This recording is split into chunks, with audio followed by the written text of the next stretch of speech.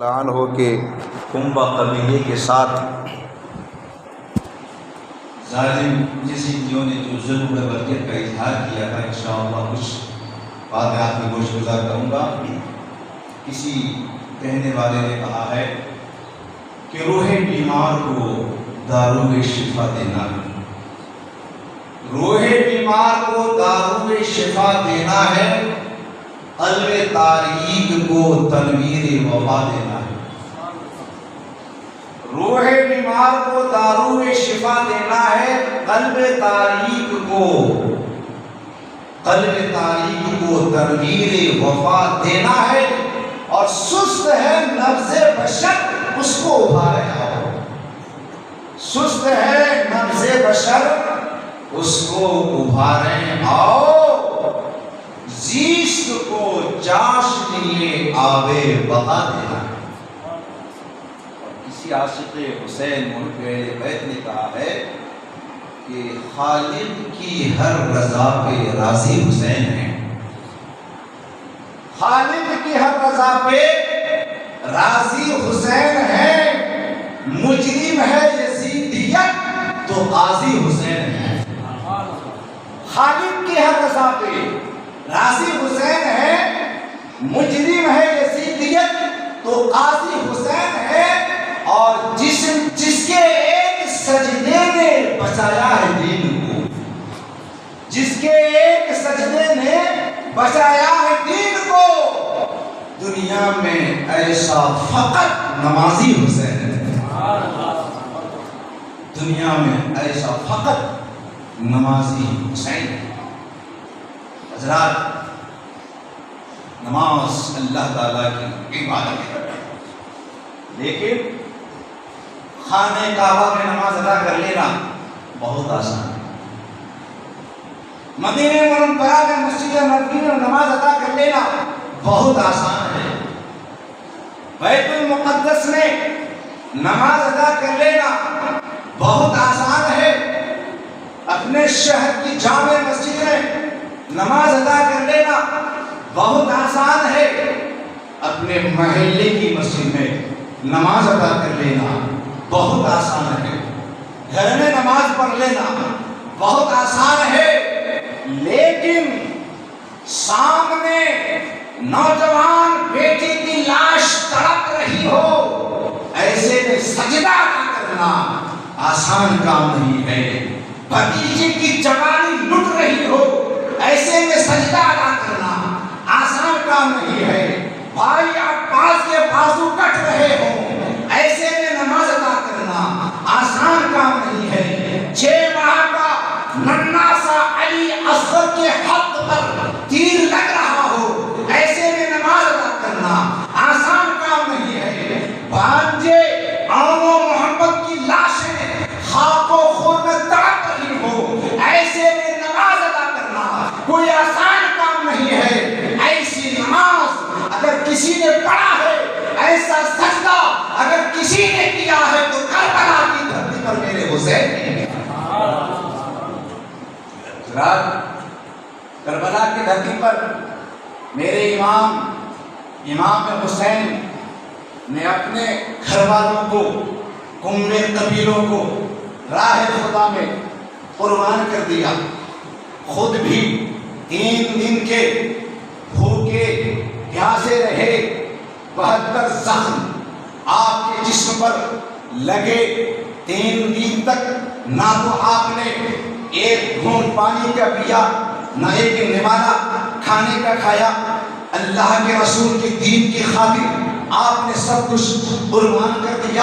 حسین اعظم خوب زخمی ہو رہے ہیں، مگر نانا جان کے دین کو زخمی نہیں ہونے دے رہے ہیں، حسین خود تیر کھا رہے ہیں،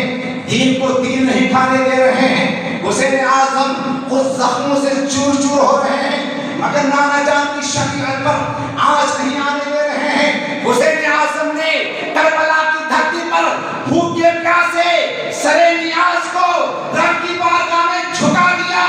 سجدے میں کٹا دیا، لیکن دین کے حرف کو کٹنے نہیں دیا، نانا جان کی شکل کو جھکنے نہیں دیا۔ میرے حسین نے کربلا کی دھرتی پر آخری وہ سجدہ کیا ہے کہ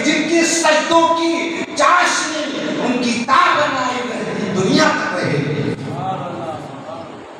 اسی لیے تو کسی نے کہا ہے کہ فرش زنا کو عرش کا زینہ بنا دیا، فرش زمین کو عرش کا زینہ بنا دیا، فرش زمین کو عرش کا زینہ بنا دیا اور جنگل کو مصطفیٰ کا مدینہ بنا دیا۔ فرش زمین کو عرش کا زینہ بنا دیا، جنگل کو مصطفیٰ کا مدینہ بنا دیا، ہر ذرے کو نجف کا مدینہ بنا دیا، تو نے حسین مرنے کو جینا بنا دیا، تو نے حسین مرنے کو جینا بنا دیا۔ حضرات، واقعات کربلا ایسا دردناک واقعہ ہے کہ دنیا میں کوئی ایسا مقابل نہ پیدا ہوا ہے نہ ہو سکتا ہے جو واقعات کربلا کے ایک واقعہ کو ایک کرامتوں کو جو میرے حسین سے ظاہر ہوئی تھی بیان کر سکے۔ بس غلامی حسین میں ہمارا نام لکھ جائے، ہر کسی کی یہی آرزو ہے۔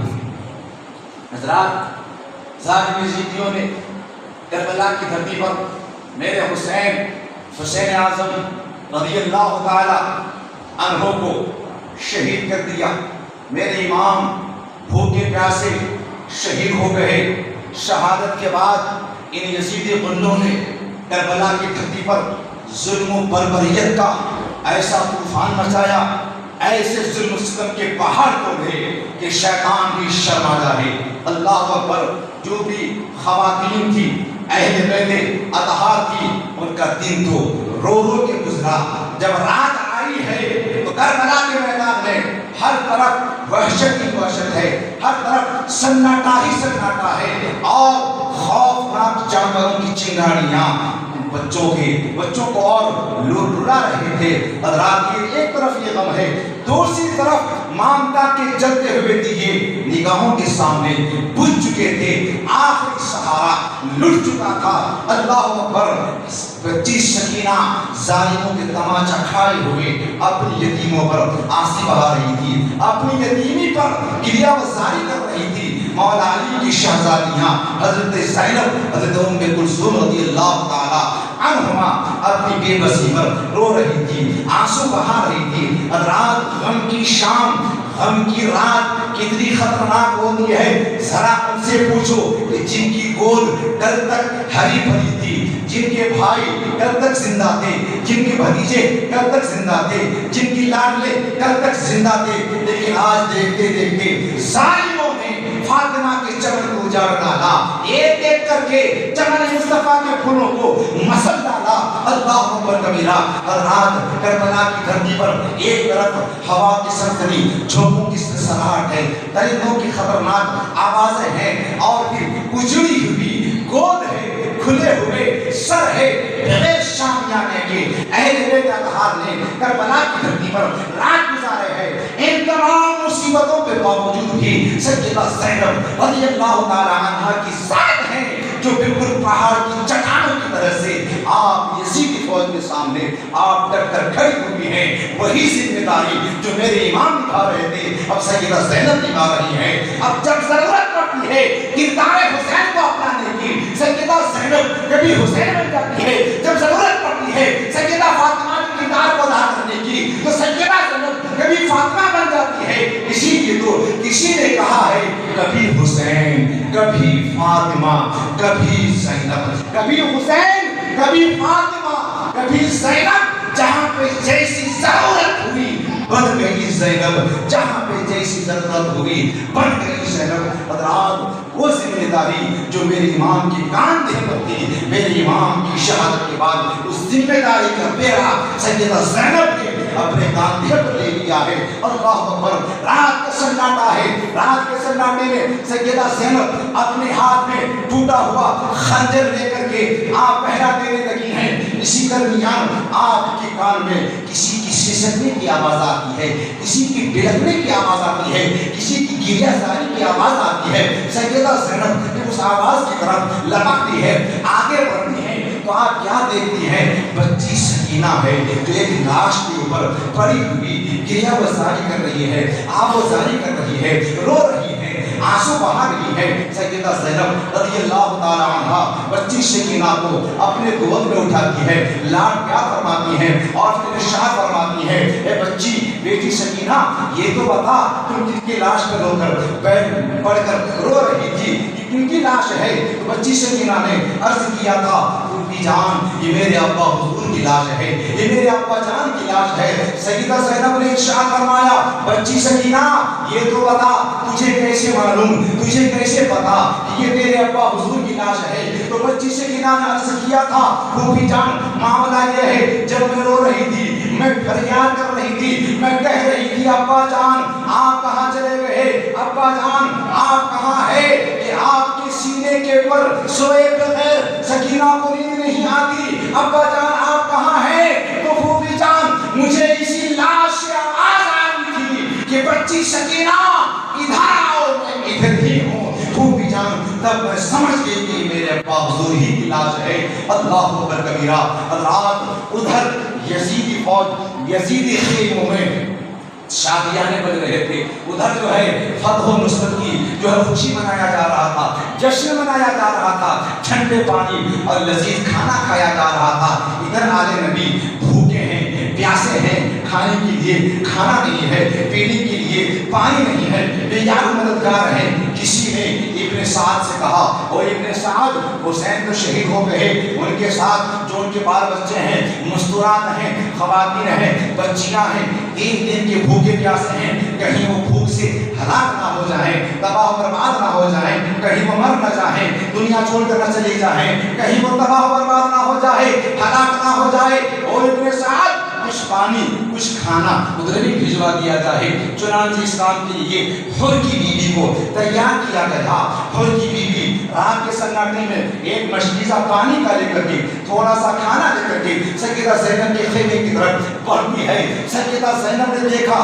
کوئی آنے والا آ رہا ہے، آپ نے درخت نیزے میں کہا کون ہے جو ہمارے خیمے کی طرف رخ کیا ہے؟ حر کی بیوی نے کہا بہن آپ گھبراؤ نہیں، میں حر کی بیوی ہوں جو آپ کے بچوں کے لیے تھوڑا سا کھانا اور پانی لے کر کے آ رہی ہوں۔ اللہ اللہ، حر کی بیوی جیسے ہی سیدہ زینب کی بارگاہ میں حاضر ہوتی ہے، سیدہ زینب نے شکریہ ادا کیا اور فرمانے لگی او بہن یہ تو بتا دے کہ جس پانی کی وجہ سے میرے بیٹے شہید ہو گئے، جس پانی کی وجہ سے قاسم کی جوانی ڈوب گئی، جس پانی کی وجہ سے علی اصغر کے حلق پر تیر چلایا گیا، جس پانی کی وجہ سے عباس علمبردار کے بازو کٹے، جس پانی کی وجہ سے میرا پیارا بھائی حسین 3 دن پیاسے رہ کر شہید ہو گئے، بھلا وہ پانی ہم کیسے پی سکتے ہیں؟ بہن تمہارا بہت بہت شکریہ، تو پانی تو لے کر کے آئی، ہمیں پانی کی ضرورت نہیں ہے،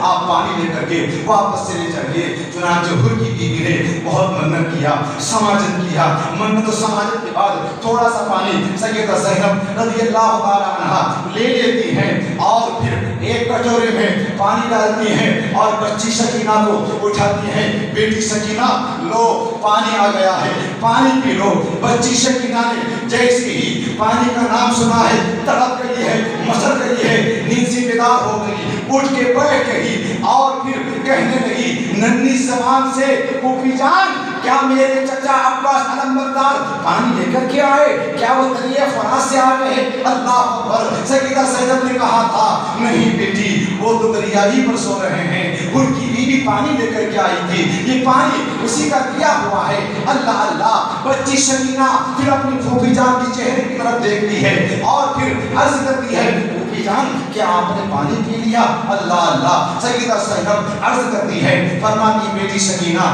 نہیں میں نے پانی تو نہیں پیا ہے، تم چونکہ سب سے چھوٹی ہو پہلے تم پانی پیو گی پھر ہم سب پیئیں گے۔ اللہ اللہ، جیسے ہی پانی کا پیالہ بچی سکینہ اپنے ہاتھ میں لیتی ہے، پانی کی پیالے کو لے کر کے مختر کی طرف دوڑ پڑتی ہے، شہادتگاہ کی طرف دوڑ پڑتی ہے۔ بیوی سیدہ زینب رضی اللہ تعالی عنہا پکارتی ہے بچی سکینہ کہاں جا رہی ہو؟ اللہ اللہ، بچی سکینہ نے اپنی توتلی زبان سے چھوٹی سی زبان سے ننھی سی زبان سے عرض کیا تھا پھوپھی جان آپ نے ہی تو کہا کہ تم سب سے چھوٹی ہو پہلے تم پانی پیو گی پھوپھی جان مجھ سے چھوٹا تو میرا بھیا علی اصغر ہے پیاسا ہے پھوپھی جان پہلے میں اس کو پانی پلا دوں تب میں خود پانی پیوں گی اللہ اکبر جب اس قدر دردناک جملے اس بچی کے منہ سے نکلتے ہیں سیدہ زینب کا دل پسیج جاتا ہے چمٹا لیتی ہے آنسو بہاتی ہے لاڈ پیار کرتی ہے اللہ اکبر حضرات میدان کربلا میں یہ 11ویں رات ہے 10واں دن گزرنے کے بعد 11ویں رات آئی ہے سیدہ زینب رضی اللہ تعالی عنہا پہرا دے رہی ہے رات گزرتی جا رہی ہے رات کا ایک وقت ایسا بھی آتا ہے سیدہ زینب نے دیکھا کوئی سوار ہمارے خیمے کی طرف آ رہا ہے سیدہ زینب پریشان ہو گئی آگے بڑھتی ہے اور آپ فرماتی ہے خبردار ادھر کا رخ مت کرنا اگر لوٹنا ہی ہے تو رات کو مت لوٹو صبح لوٹ لینا تم نے چھوڑا ہی کیا ہے لوٹنے کے لیے تم نے سب لوٹ لیا ہے اب لوٹنے کے لیے کچھ بچا نہیں ہے ظالموں تم لوگوں نے میرے ساتھ اور اپنے نبی کے گھر والوں کے ساتھ وہ سلوک کیا ہے کہ جس سے دنیا کبھی فراموش نہیں کر سکتی لہٰذا ادھر ہر کی ہرگز مت آؤ چنانچہ سوال پھر بھی آگے بڑھ رہا ہے سیدہ زینب کو جلال آتا ہے آپ للکار کر کے خبردار اگر ادھر کا رخ کیا تمہیں معلوم نہیں میں مولا علی شیر خدا کی بیٹی ہوں ابھی مولا علی شیر خدا کو آواز دے دوں گی پھر بھی وہ سوال آگے بڑھ رہا ہے پیچھے نہیں جا رہا ہے حضرت سیدہ زینب رضی اللہ تعالی عنہا بڑی بہادری کے ساتھ آگے بڑھتی ہے سواری کی سوار کی لکیر کو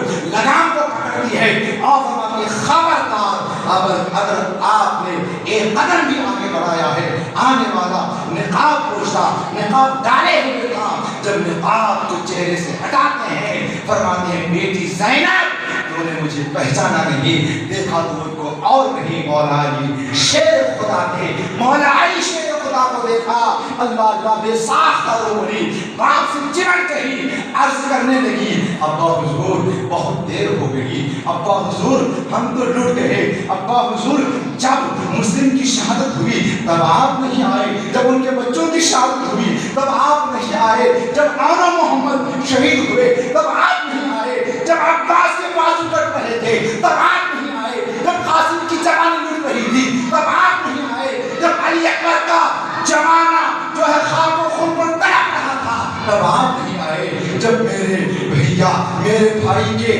بیٹے علی اصغر کے 6 ماہ بچے کے ہاتھ پر تیر لگا تھا تب آپ نہیں آئے میرے ابا حضور جب آپ کا چہیتا قافلہ حسین کو بھوکا پیاسا رکھ کر ان یزیدیوں نے میدان کربلا میں بھوکا پیاسا شہید کر دیا تب آپ نہیں آئے اللہ اکبر میرے مولا علی شیر خدا ارشاد فرماتے ہیں اے بیٹی زینب اگر میں اس وقت آ جاتا تو ایک بھی یزیدی زندہ بچ کر نہیں جاتا تمہیں امتحان دینا تھا تمہیں صبر کے امتحان میں کامیاب ہونا تھا میری بیٹی تم کامیاب ہو چکی ہو صبر سے کام لو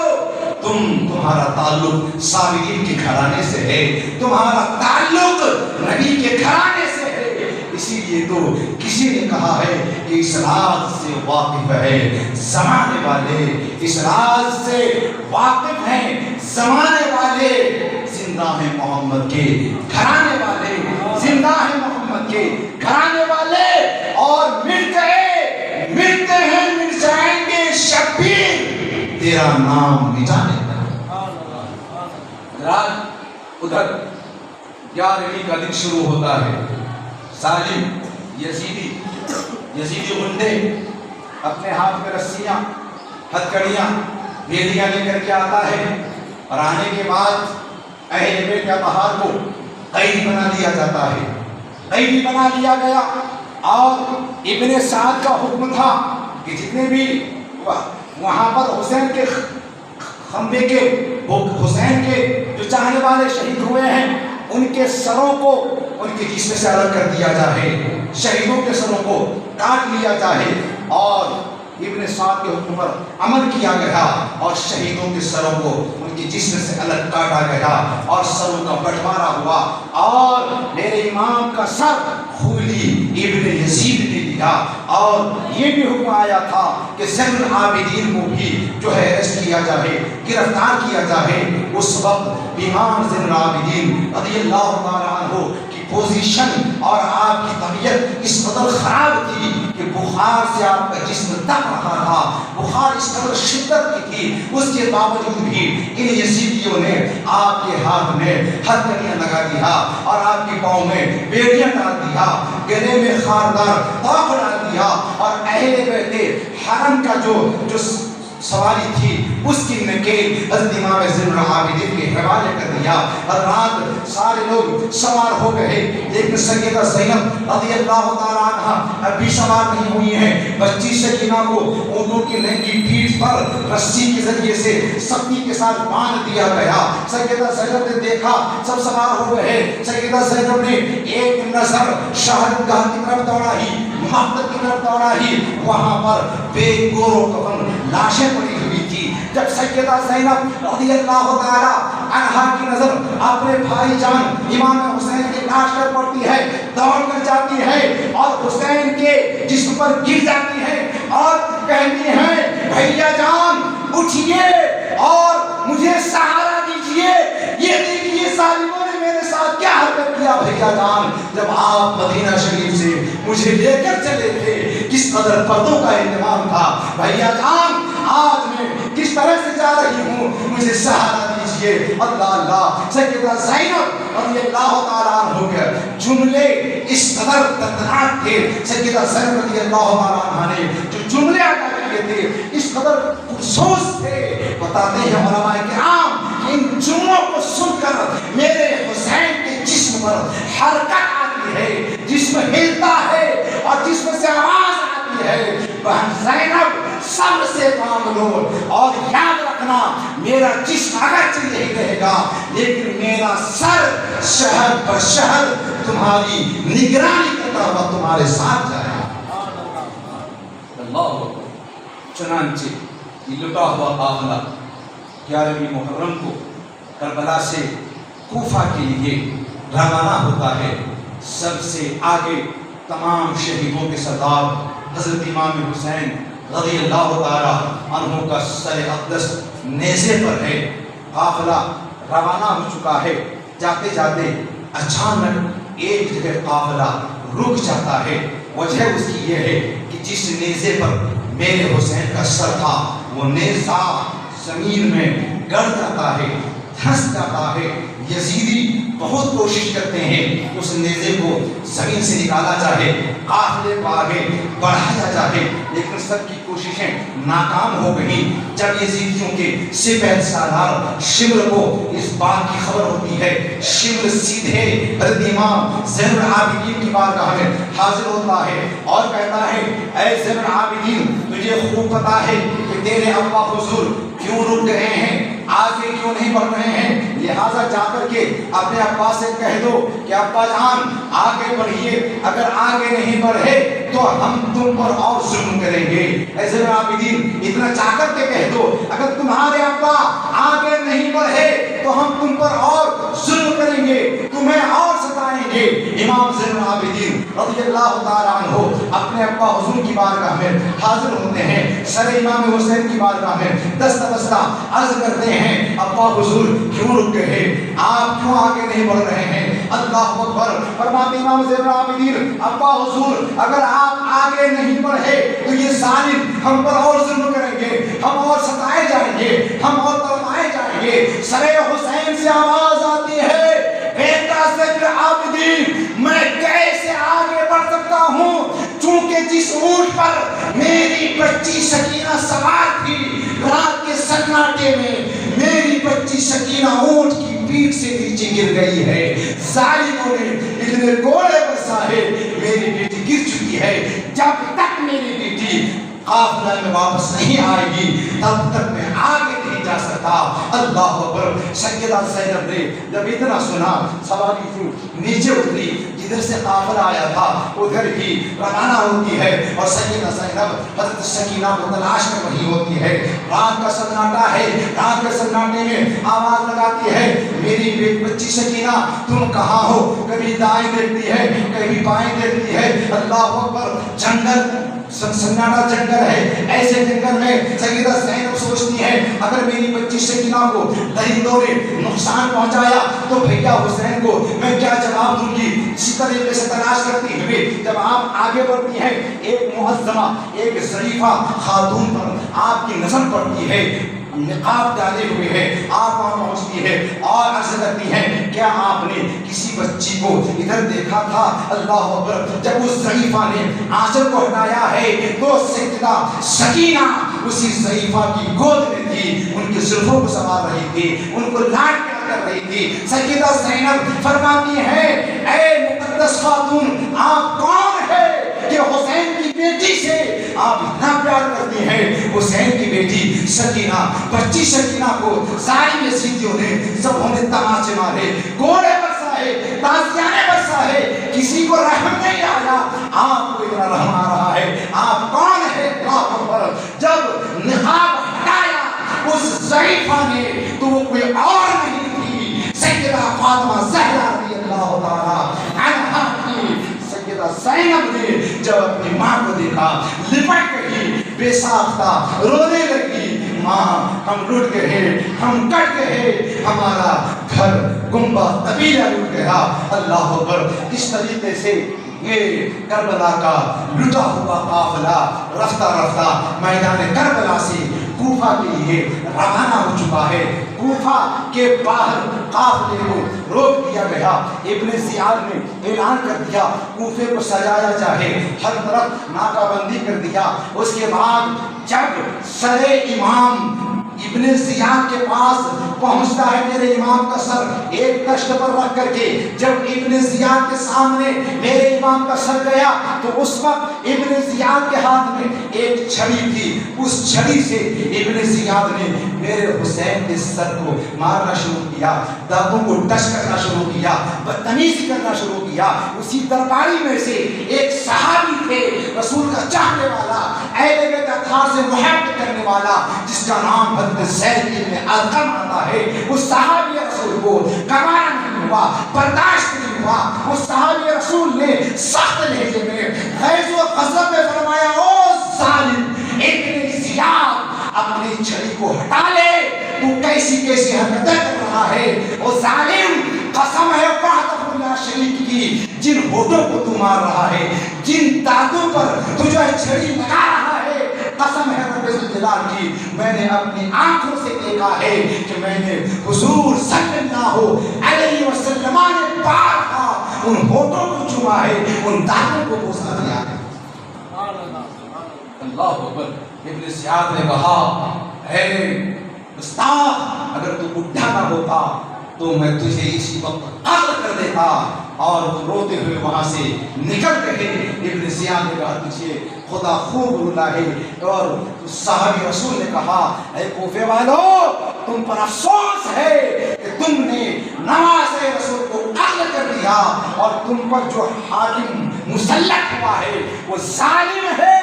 وہ اچھوں کو قتل کرتا ہے, بروں کو چھوڑ دیتا ہے, اور تم نے ذلت کو اختیار کیا ہے. جو قوم ذلت کو اختیار کرے اس پر اللہ کی مار پائے.